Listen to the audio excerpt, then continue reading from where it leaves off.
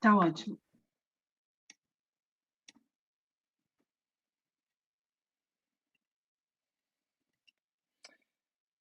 Penso que já está. Sim.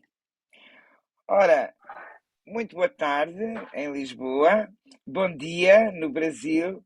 Hoje temos o prazer enorme de, neste episódio dos Museus em Diálogo, contar com a professora Rosângela Correia, diretora-geral do Museu do Cerrado, na Universidade de Brasília, no Brasil.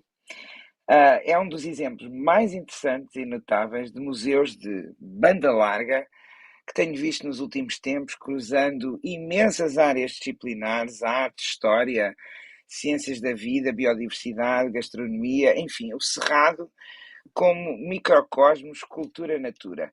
E eu começava, talvez, em primeiro lugar, obrigadíssimo, Rosângela,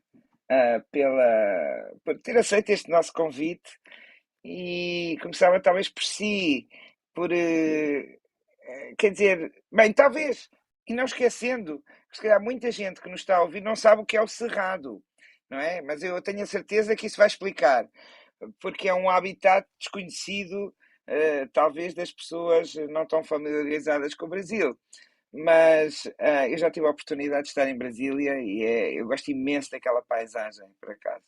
Mas já vamos falar disso. Primeiro fala-nos um bocadinho de si, como é que começa, como é que desde quando é que se interessa por museus, como é que surge a ideia de... É professora na Universidade de Brasília, portanto organiza um museu ou herda o museu, como é que tudo aconteceu na sua vida? Conte-nos lá. Agradeço imensamente essa oportunidade, Marta, de estar aqui com vocês, compartilhando a nossa experiência e o nosso amor pelo Cerrado, né? Eu sou historiadora, me formei há 40 e tantos anos atrás e sou rato de museu, então eu adoro ir a museus desde sempre, né? E só que eu, quando era estudante, era num tempo em que nós vivíamos a ditadura militar e se contava uma história oficialista que não era verdadeira e como ativa, né, no movimento estudantil e depois como professora, sempre me intrigava esse conto, né, oficial da história. Depois, eu fiz mestrado e doutorado em antropologia social, me tornei efetivamente antropóloga dos pés à cabeça, e uma das coisas mais deslumbrantes da antropologia é justamente a história dos povos chamados sem história, que são os povos indígenas e comunidades tradicionais. Então, abre todo um leque de possibilidade de contar uma história invisível que não aparece nos livros didáticos. Quando eu fiz o mestrado e doutorado no México, né? Quando eu volto para o Brasil, há 25 anos atrás, eu vou trabalhar na Faculdade de Educação, na área de Educação Ambiental e Ecologia Humana.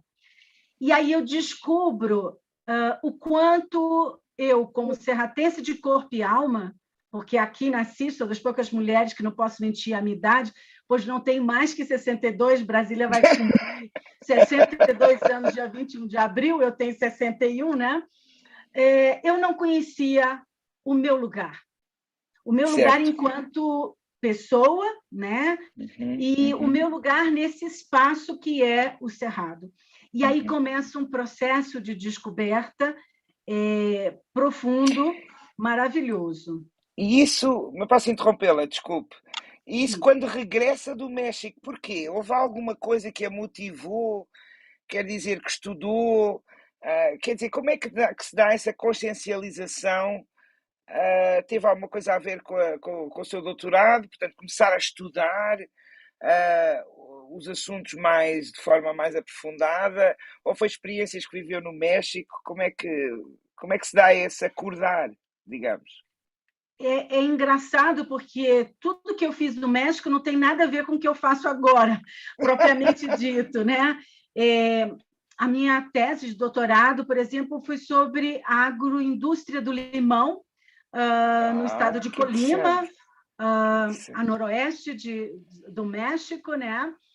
e minha dissertação de mestrado foi sobre grupos religiosos não católicos na América Latina, em especial no México. Quer dizer, em princípio, nada disso tinha a ver com aquilo que eu vim encontrar no Brasil, porque eu fiquei muitos anos fora, então não tinha muito que ficar escolhendo para onde ir.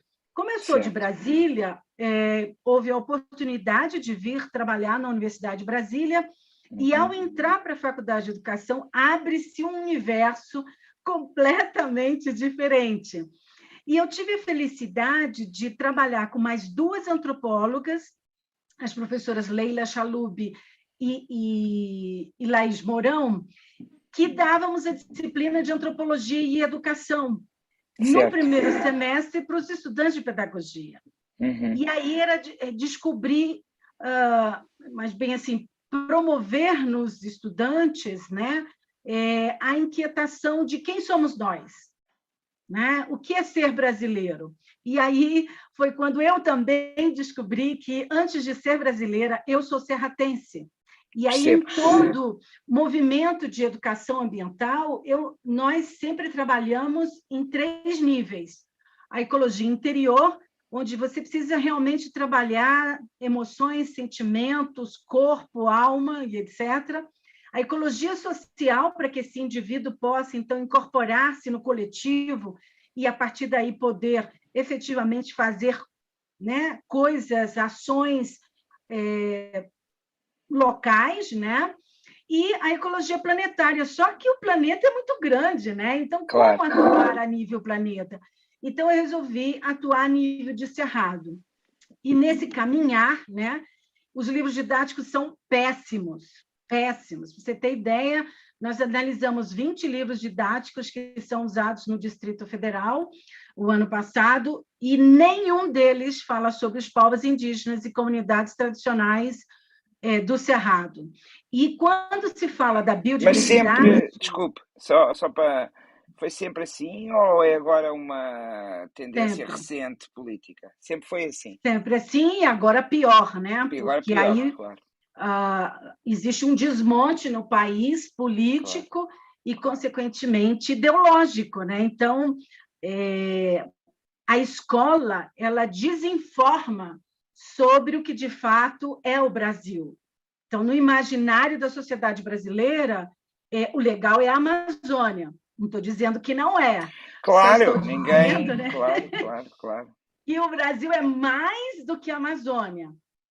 E o patinho feio, né? O Brasil tem 5 biomas. Mata Atlântica, Caatinga, Pampas, Pantanal, Amazônia e Cerrado. 6 biomas. Os patinhos feios Caatinga, que é o semiárido brasileiro, e o Cerrado, né? E isso me deixava, assim, completamente revoltada, porque não é possível. Quando diz patinho feio, é do ponto de vista de recursos, do ponto de vista de exposição nos meios de comunicação social, é tudo, não é? Quer dizer, que tem menos condições, menos interesse, mesmo da parte até dos estudantes, biólogos, etc. É isso? Toda a gente quer a Amazónia. É porque existe uma desinformação histórica. Há 522 anos que se vê o Cerrado como algo vazio, feio, triste, inútil e sem graça. Então, desde eu adoro aquela paisagem, Mas assim, é tão histórico que, quando os portugueses chegaram aqui, né, há 5 séculos atrás, eles chamavam o Cerrado de sertão, porque no português de vocês, claro, sertão, claro. O sertão é distante da costa. Pois. E como os bandeirantes só vão chegar aqui, né, no Planalto Central, no centro do Brasil, no século XVIII, essa região, digamos, ela ficou muito distante da capital e como um lugar a ser explorado. Inicialmente com as minas, né? E, a partir da década de 60 do século passado, com a construção de Brasília e Goiânia como a nova capital, né, Brasília, e, consequentemente, havia um discurso do próprio presidente Kubitschek, quando inaugurou a cidade, de que aqui não tinha nada. e, Que era o vazio, consequentemente, vazio. não tinha nem gente, né? Nem gente, exato. Nem gente. Né? Não se considerou que o que é hoje o Distrito Federal estava dentro do estado de Goiás, né? E Claro, que haviam fazendas, haviam tradições, culturas e etc. claro, claro. E povos. Então, na medida em que eu vou trabalhando com as questões socioambientais na minha área, eu vou me envolvendo cada vez mais com o Cerrado. E eu digo sempre que a educação ela é uma questão política também, ela não é só Ah, a claro, transmissão de conhecimento, não, é uma questão política, né? De como se define um currículo, como se invisibiliza, né? claro, Determinados claro. temas, espaços e etc. E o E às vezes Cerrado, é deliberado, não é? Às vezes é deliberado, muitas vezes é deliberado, que se invisibiliza. totalmente, Claro, né? Então, claro. assim, o Cerrado, mesmo para nós que somos do Cerrado, ele não é valorizado pela sociedade brasileira como um todo, né? Uhum, E pelas pessoas que estão dentro dele, né? Porque claro. existe uma desvalorização, uma vez que ele é a cumieira do Brasil. A cumieira é a parte Comieira. mais alta Sei, do telhado, né? sei, E a sei, gente sei. está na parte mais alta do Planalto Central. Então, as chuvas vêm do Oceano Atlântico, bate nos Andes, cai na floresta amazônica, evapora, essa chuva vem para o centro-oeste e sul, uhum. mas só que o grande barato, a coisa mais linda, é que, além de ser a cumieira, né, ele é a caixa d'água do Brasil. Pois. Então, essa chuva que vem da Amazonas penetra no solo, nas entranhas do Cerrado, e fica depositado em 3 aquíferos, Bambuí, Urucuia e Guarani, que são os maiores aquíferos do mundo, né? Incrível. E isso faz com que aquela riqueza enorme de água que tem na Amazônia, inegavelmente, Na ela venha realidade, ficar na está terra. encapsulada, exato, está encapsulada aí. Exato, exato. Fantástico, fantástico. Então, essa água que está armazenada por milhões de anos aqui, ela vai até a Los Hermanos, Argentina, Uruguai, Paraguai, Incrível. Bolívia. Então, o Cerrado é Incrível. importante não só para o Brasil, Marta, Pois não, mas para toda a América do Sul. E para a vitalidade do sistema climático, obviamente, do Sem planetário. dúvida. Porque como o Cerrado é uma floresta invertida, Certo. as árvores têm, digamos, 3 metros para cima, mas tem 12 metros de raiz para baixo. E são essas raízes profundas que vão levar essas águas para suas entranhas. Claro, E, claro. portanto, o estoque de carbono está no solo do Cerrado. Ele é importantíssimo para o clima do mundo. Pois. Só que as pessoas não sabem disso. Pois não. E já só ter esta conversa consigo, estes 5 minutos ou 8 minutos, já foi absolutamente fantástico para... Olha, eu não fazia a mínima ideia, nunca ninguém me tinha explicado esse sistema, que eu acho incrível. E é fácil de perceber quando nós pensamos na geografia do Brasil, não é? E, por outro lado, essa explicação das raízes, quer dizer, é extraordinário. Portanto, no fundo, é de uma riqueza pouquíssimo valorizada. É cápsula, não é? Uma cápsula extraordinária que extravasa largamente os seus limites, digamos, geográficos, não é? Agora, E principalmente porque o Cerrado, ele é um velhinho, muito velhinho. Ele tem 45 milhões de anos, é um dos biomas mais antigos do planeta. Geologicamente, pois claro, pois claro. Pois. Então, assim, tudo aqui é muito mais forte, poderoso e, portanto, sagrado, né? E para os povos indígenas, que são mais ou menos 80 povos indígenas, e comunidades tradicionais, vazanteiros, gerazeiros, quebradeiras de coco, quilombolas, enfim, mais de 26 comunidades tradicionais que nem o próprio Brasil conhece, porque o Brasil não conhece o Brasil não conhece o Cerrado, né? Pois não. E aí são eles que são os guardiões do Cerrado, a quem eu reverencio e honro nesse momento por todo o seu conhecimento e sabedoria. Claro, fantástico. E agora, pronto, temos este contexto quase cosmológico, não é? Quer dizer, de uma maneira de viver o mundo, de conhecer tradições, de conhecimento que é simultaneamente profundo de natureza científica e técnica, mas também tradicional. E agora, como é que traduzimos isto no museu? Explique-nos lá. Quer dizer, onde é que entra aqui o museu? Explique. Então, eu criei esse DVD que se chama Alfabetização Ecológica B. Cerrado. Ele foi criado mais ou menos por volta de 2013, porque como os livros didáticos eram muito ruins, eu, Certo. como educadora, ficava pensando, meu Deus, o que eu posso fazer para que as educadoras e educadores conheçam o Cerrado e saia dessa mesmice que Claro. está nos livros didáticos, porque eles se apoiam nesses livros, e realmente descubram o Cerrado e sejam capazes de efetivamente sensibilizar os seus estudantes na defesa da proteção, preservação e restauração do Cerrado. O DVD, ele partiu de uma proposta de um ex-aluno meu, Paulo Pereira, que criou o alfabeto de plantas e animais do Cerrado e a matomática, que é a matemática do mato. Como?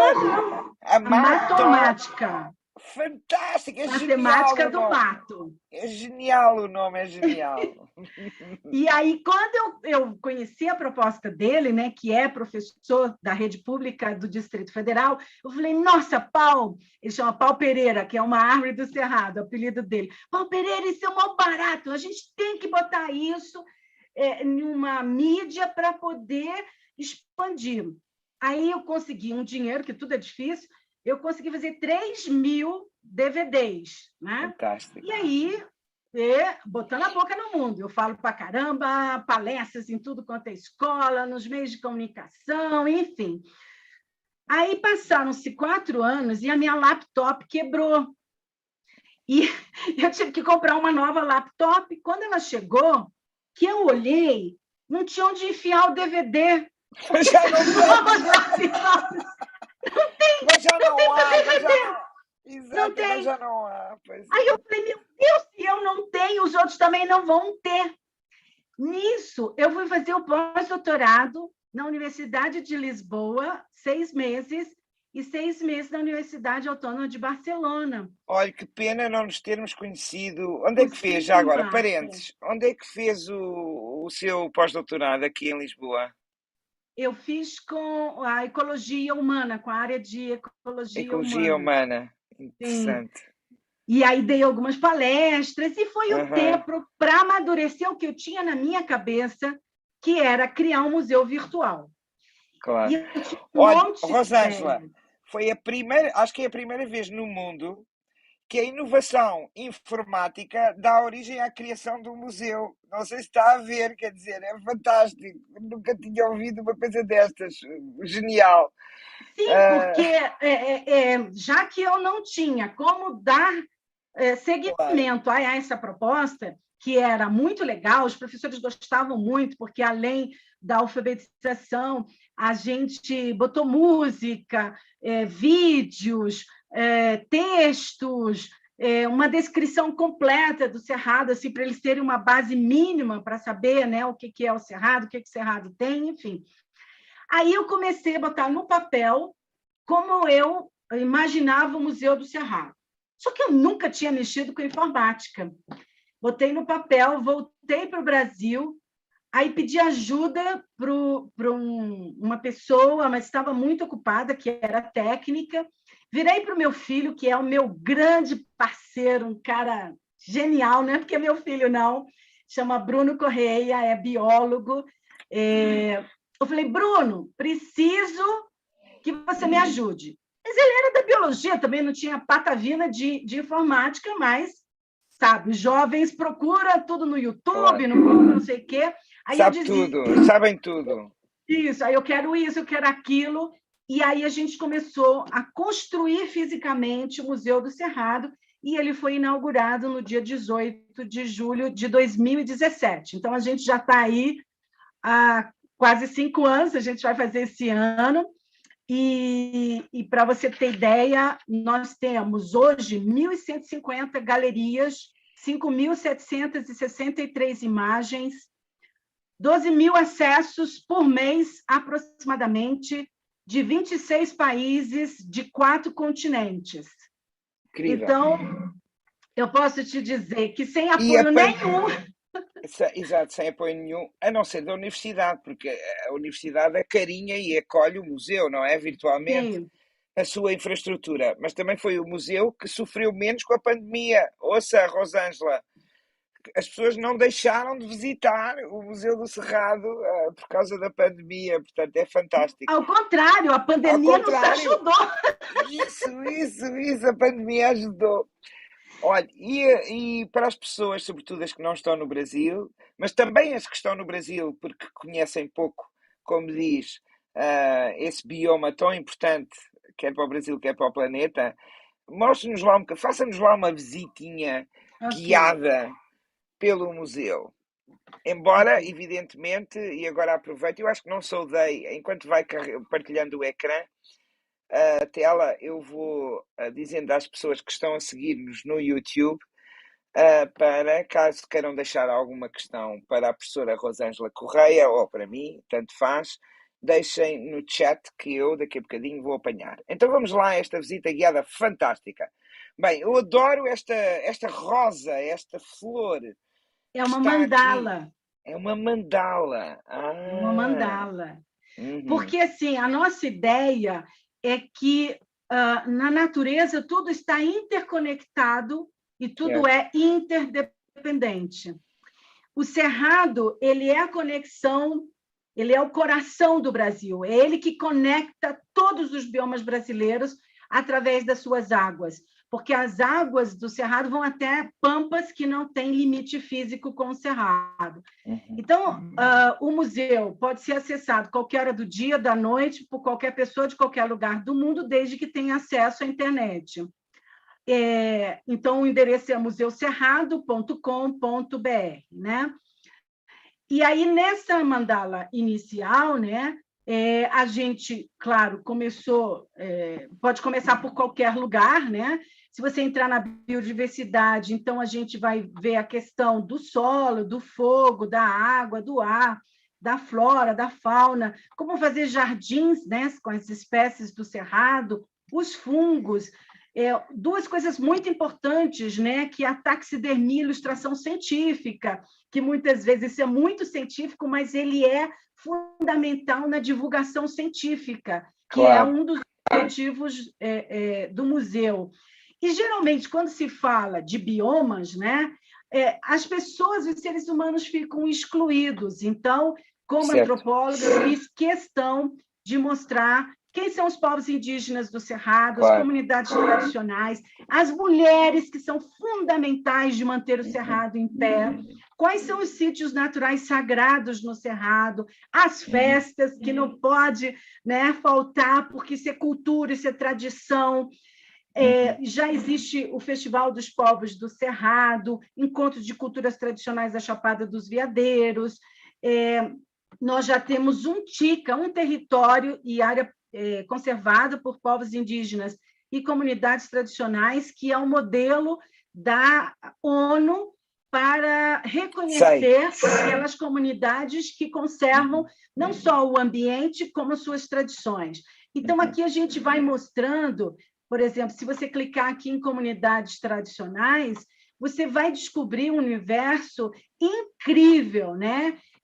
Aqui está as apanhadoras de flores sempre vivas, gerazeiros, pescadores, veredeiros, quebradeiras de coco, quilomboras, rezadeiras, vazanteiros, agroestacionistas, o que são? ciganos. Para.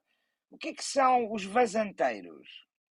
Os vazanteiros são aqueles habitantes que vivem nas vassantes dos rios.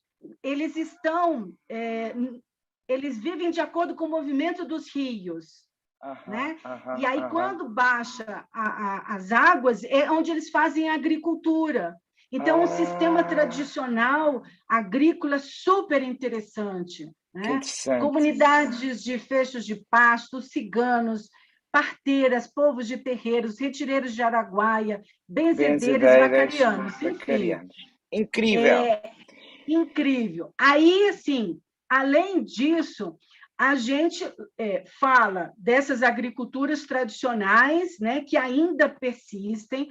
A gente mostra a evolução do cerrado, então a gente fala da paleontologia para mostrar a evolução do cerrado nos últimos 60 milhões de anos, a arqueologia, porque os primeiros humanos que chegaram no Planalto Central chegaram a 13 mil anos, e, portanto, a convivência dos humanos no Cerrado tem sido extremamente valiosa. Aí a gente conta essa eco-história do Cerrado, e, ao mesmo tempo que tem um monte de ameaças acabando com o Cerrado, para você ter ideia, 57% de 2 milhões de hectares já desapareceram, mas tem também muitas ações de indivíduos, coletivos e instituições fazendo coisas legais. Mas espera aí, mas desapareceram, portanto, destruição de habitats, é isso? Pela construção, pela exploração de recursos? Qual é a principal ameaça? As três principais ameaças é agropecuária, né? Certo. Porque o Brasil é hoje o maior produtor de carne bovina, suína, soja, cana-de-açúcar, e grande parte dessa produção de grãos, 60% do que o Brasil exporta como commodities, sai do Cerrado. Então, para você ter ideia, nós somos mais ou menos 213 milhões de brasileiros e brasileiras e existe 220 milhões de vacas. Tem mais vacas no nosso país que pessoas, e tudo isso significa devastação. Além disso, essa agropecuária ela se deu à base de desmatamento e de queimadas. Certo. Então, o Cerrado não se destrói a Amazônia durante 10 anos por conta da moratória internacional, e aí vieram para o Cerrado. E a própria legislação não protege o Cerrado. Você pode destruir até 80% de uma área, de uma fazenda, por exemplo, enquanto que na Amazônia você só pode destruir 20%. Então, mas assim, aqueles ticas, Rosângela, estão protegidos, não é? Aqueles territórios... só tem um tica no Brasil, que é o território Calunga, que encontra-se na Chapada dos Veadeiros, no estado de Goiás, onde tem 3 municípios, Cavalcante, Teresina e Montes Claros. Então, assim, proteger o Cerrado é urgente, porque ele está desaparecendo justamente para que Europa, Estados Unidos e China possam comer carne. Porque a soja que também se produz não é para os seres humanos comer, para as vacas e porcos comerem. Claro. Então, como é que, do ponto de vista político, e explicou-nos que também era ativista, qual é, no fundo... Qual é que seria uma solução, quer dizer, do ponto de vista... Imaginemos que vivemos num mundo mais ideal, com um governo brasileiro mais instruído, mais inteligente. Como é que vê a proteção do Cerrado? Seria por criação de áreas, reservas tipo Unesco, mais reservas, proteção impedir a expansão da agropecuária? Como é que isso é possível fazer? 4 coisas rapidamente. Com a ditadura militar, houve uma mudança na nossa Constituição em 1988. E o Cerrado e a Caatinga ficaram fora, ou seja, não são patrimônios nacionais. Então, a primeira coisa, nós precisamos que o Congresso Nacional reconheça o Cerrado como patrimônio e, portanto, o defenda como patrimônio. Em segundo lugar, só 8,21% do Cerrado está protegido em unidades de conservação e territórios indígenas. E nenhum desgoverno que nós estamos vivendo, em que a boiada está passando, a gente tem mais da metade dos deputados no Congresso Nacional que faz parte do grupo de ruralistas que defendem o agronegócio, não tem como a gente defender o Cerrado. Não tem. Porque é uma política de morte, entende? E não só do ponto de vista ambiental, é que as populações, né, os povos indígenas e comunidades tradicionais dependem do cerrado. Então, uma segunda questão é realmente investir na agroecologia, na agricultura sintrópica, no agroextrativismo, ou seja, em uma agricultura que beneficie essas comunidades, porque 80% do que nós comemos no Brasil, Marta, vem do pequeno agricultor, né, das comunidades tradicionais, e, no entanto, não é isso que a gente vive. Em terceiro lugar, é esse trabalho pedagógico, científico que nós fazemos no Museu do Cerrado. Né? Ninguém cuida daquilo que não ama, ninguém cuida daquilo que não conhece. Então, é responsabilidade da universidade fazer divulgação científica. Existe um negacionismo absurdo a nível mundial, e no Brasil nem se diga, né? E esse negacionismo ele vai não só do ponto de vista ideológico, partidário, mas também ideológico no sentido de valor. Qual é o valor que o Cerrado tem para o Brasil? Nenhum. Ele justamente está para ser destruído, para atender ao grande negócio, né? Ao mercado, não é? Ao mercado. Mercado internacional. Não só nacional, internacional, porque o Brasil é um grande exportador de alimentos para o mundo. Né? Claro. Então, assim, manter o Cerrado em pé significa garantir água para a América do Sul e para o Brasil, e isso também significa garantir energia elétrica, porque 80% da nossa energia vem da água. Claro. E aí, hello, que horas que o Congresso Nacional vai entender isso? Claro. Mas essas pessoas... Eu estou completamente pasma, porque eu nem sequer imaginava que não tivesse protegido.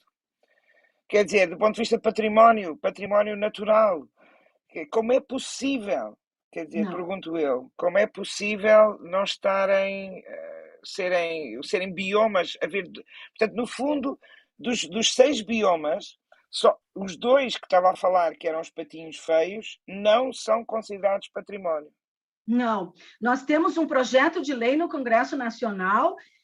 Desde então, né, desde 1988, já fizemos muitas mobilizações no Congresso Nacional, mas, infelizmente, as organizações dos povos indígenas, comunidades tradicionais, as universidades, as ONGs, não temos tido força para suplantar os interesses econômicos e políticos da bancada ruralista. Né? Claro, porque é muito forte, não é? O lobby, muito. o dinheiro, o poder político e a ideologia, neste momento, que está alinhada, não é? Sem dúvida. Essa é que é a questão. E aí, assim, o museu também é o meu instrumento de resistência, né? Ter um museu é dizer para as pessoas, ele existe, ele é importante, e nós temos que defendê-lo. Né? Se existe hoje uma proposta da década de restauração dos ecossistemas da ONU, vamos restaurar o Cerrado.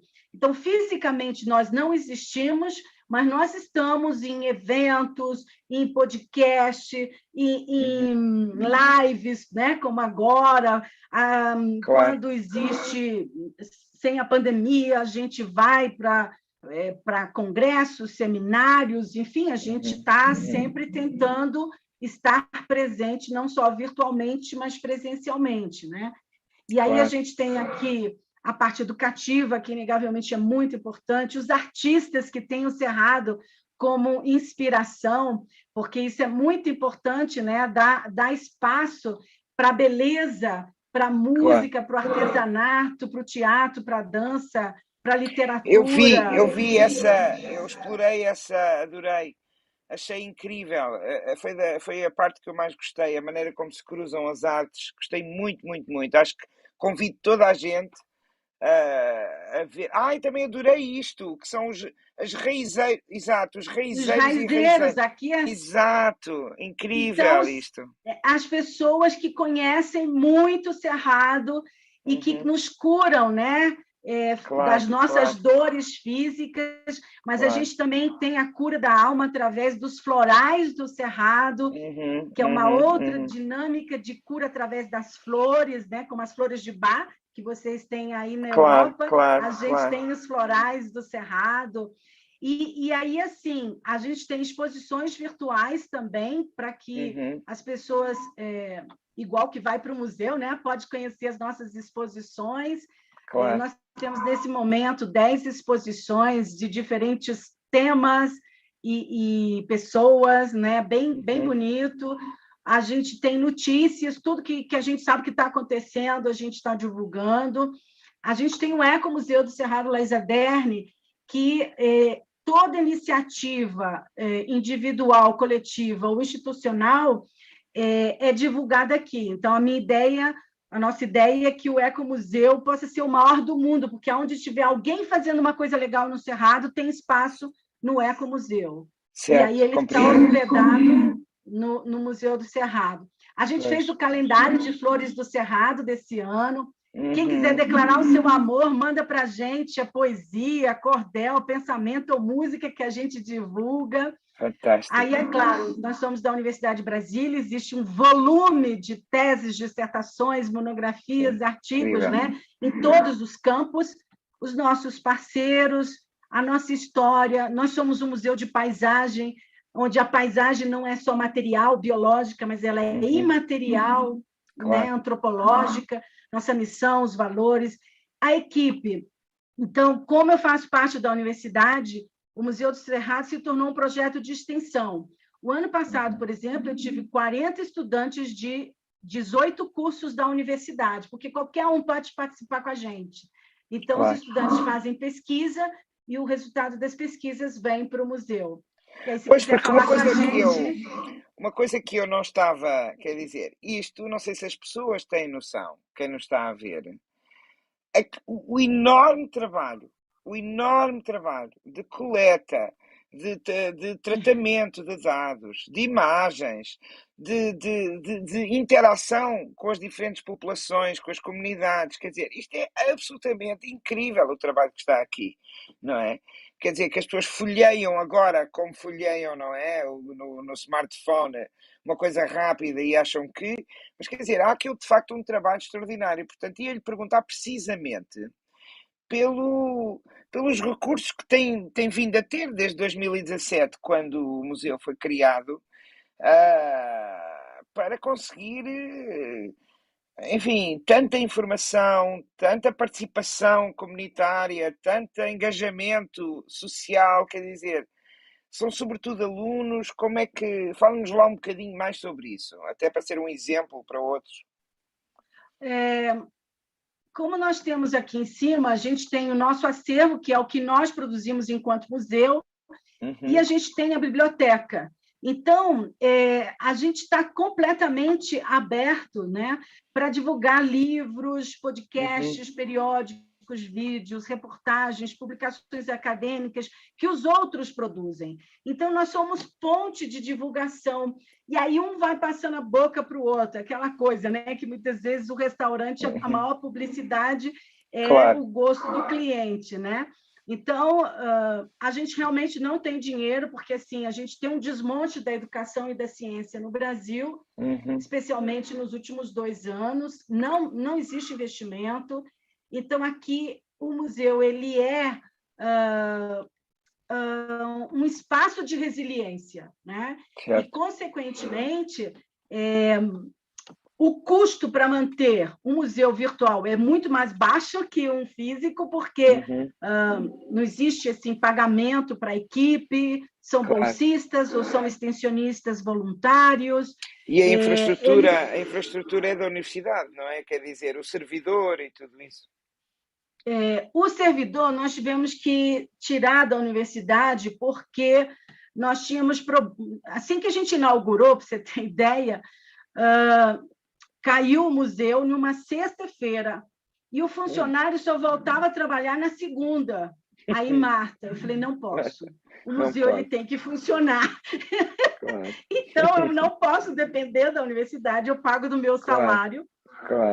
Porque eu pago para ser feliz, eu pago para realmente ver as pessoas vibrando com o Cerrado, conhecendo o Cerrado. Um dia ele vai chegar a ser o que eu ainda sonho, muito mais dinâmico, muito mais moderno. Isso requer verba, né? Mas eu sou uma mulher que eu penso o seguinte: enquanto a gente não chega onde a gente quer, a gente vai andando. E é isso que a gente tem agora, né? Esse museu que está andando com a colaboração de pessoas, dos meus estudantes principalmente, que estão inscritos nas minhas disciplinas. Então, o resultado, eles não fazem prova, o resultado do trabalho deles é trazer informação para o museu, né? Genial, genial. Estagiários, não só do curso de pedagogia, mas do curso de museologia na UNB. Então, assim, a gente vai criando várias estratégias para que todo mundo colabore com a gente e o museu cresce todos os dias. A gente tem aproximadamente 400 visitas por dia. E as pessoas falam com a gente, é muito legal também. É ótimo. Você conhece alguma raizeira que mora em tal lugar? Eu estou precisando. Aí a gente indica.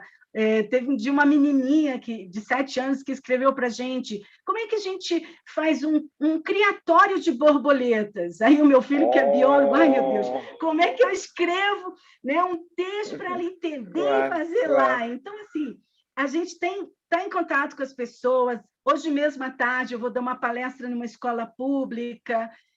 A gente não para. Muito amor pelo Cerrado. É extraordinário a sua dedicação. Qual é o seu maior sonho? Quer dizer, se pudesse agora ter recursos, se tivesse agora recursos infinitos, não é? Quer humanos, quer financeiros, o que é que fazia? Ai, Marta, esse seria o museu mais deslumbrante do mundo, porque, inegavelmente, a internet está cheia de porcarias, de desinformação, de fake news, mas eu acho que a gente tem a capacidade de transbordar conhecimento, sabe? Transbordar beleza. E eu precisaria, assim, nem que fosse um técnico que ficasse integralmente para tirar da minha cabeça as ideias que eu tenho, para fazer mais dinâmico o museu, sabe? Para que quando as pessoas nos visitassem, ficasse mais apaixonado. Então, existe, sabe, muita tecnologia que a gente ainda não tem. Assim, que a gente conseguiu avançar é que a plataforma Google Art Culture é uma plataforma que reúne mais de 2.000 museus no mundo inteiro. Certo. E o Museu do Cerrado, a partir de novembro do ano passado, a gente faz parte da plataforma Google Art Culture. Então, isso foi uma grande conquista, porque agora qualquer pessoa de qualquer lugar do mundo se amplia muito, né, a nossa expansão. E eu gostaria muito, sabe, Marta, que a Europa, que Portugal possa olhar o Brasil não só como Amazônia e praia, mas reconhecesse a savana mais biodiversa do planeta Terra. Nem a África, nem a Austrália, nem Venezuela tem uma savana tão rica como a nossa. Não, e olha, isto é mesmo, com essa mensagem, não podíamos acabar melhor, enfim, a nossa conversa. Embora, deixe-me só ver, Rosângela, se há aqui alguma questão levantada pelos nossos ouvintes no YouTube. Não. Obrigado a todos. Laura, Elaine, Eugênio, muito obrigada por terem estado connosco. De qualquer maneira, foi um absoluto prazer ouvi-la. Eu aprendi tanto, tanto, tanto, que ainda estou a processar a informação, não sei se está a ver, mas serviu de aperitivo e já vou olhar de maneira diferente quando regressar a Brasília. Tenho umas saudades loucas daquela cidade, só lá fui uma vez e adorei tudo à volta, até a própria ideia da cidade adorei. E as pessoas, um encanto, claro, mas isso é em todo o Brasil. E, portanto, gostei muito e vou até olhar de maneira diferente, porque para mim não era claro toda esta questão geológica. Eu acho que ela passa, geológica e climática, não é? Eu acho que ela passa um bocadinho despercebida, porque os biólogos têm a tendência sempre a falar muito nos animais, estão em extinção, nas plantas estão em extinção, mas quer dizer, esta relação entre geologia, passado e presente, biologia, atmosfera e pessoas, parece-me muito bem feita esta síntese que fez, foi absolutamente magnífica. E o que eu, enfim, desejo o melhor possível quer dizer, espero ter contribuído um bocadinho para, pelo menos aqui na Europa, em Portugal em particular, terem ficado a conhecer as pessoas melhor, não só o Cerrado em si, como sobretudo o trabalho que faz, que me parece absolutamente magnífico. Tenho imensa vontade de a conhecer pessoalmente e se vier a Lisboa não deixe de me visitar, não deixe de dar notícias e de resto tudo bom para si, porque faz realmente um trabalho apaixonante, vê-se mesmo que é apaixonada pelo trabalho que faz e com resultados concretos, não é? Que alteram as pessoas e o conhecimento que elas têm das coisas e do universo e de nós próprios, não é? Muito Obrigada, obrigada, Marta. Rosângela. Me caça, estucaça, quando vem a Brasília. Será um prazer recebê-la na nossa universidade. E acho muito valioso a iniciativa de vocês de fazer esse diálogo entre museus. Eu acredito muito na força do coletivo. Acho que a Uhum. nossa sobrevivência só vai acontecer, não só como espécie humana, mais institucional, do Cerrado, etc., porque a gente está junto. É isso. Então, eu fico à disposição de conversar com seus estudantes em qualquer outro momento, porque é isso. A gente, diante de tanto caos, de tantas dificuldades, o Brasil realmente está vivendo uma crise profunda, entranhável, muito delicada, muito difícil em todos os seus aspectos, mas a gente não pode perder a Não. esperança no sentido do Paulo Freire, que não é uma esperança romântica, mas de Romântica. esperançar, né? Uhum. Do movimento Esperançar. de agir. Né? E o Uhum. Museu do Cerrado é a minha ação no mundo em favor da vida, em favor do Cerrado, que é o meu lugar. Né? Então, muito obrigada, querida. Foi um prazer conhecê-la. É um prazer enorme. E a sua ação agora, porque ainda vai fazer muitas coisas, minha querida. Tenho a certeza, pela sua energia, que é completamente infinita. Muito obrigada e muito obrigada a todos e a todas que ficaram aqui connosco e que nos ouviram e aqueles que ainda vão vir a ouvir no futuro. E até daqui a um mês, como sabem, os Museus em Diálogo é sempre uma vez por mês, às últimas quartas-feiras do mês, tipicamente às 3 horas da tarde de Lisboa. E o resto do mundo, vejam, faz favor, os vossos fusos horários. Muito obrigada, mais uma vez, obrigada, Rosângela.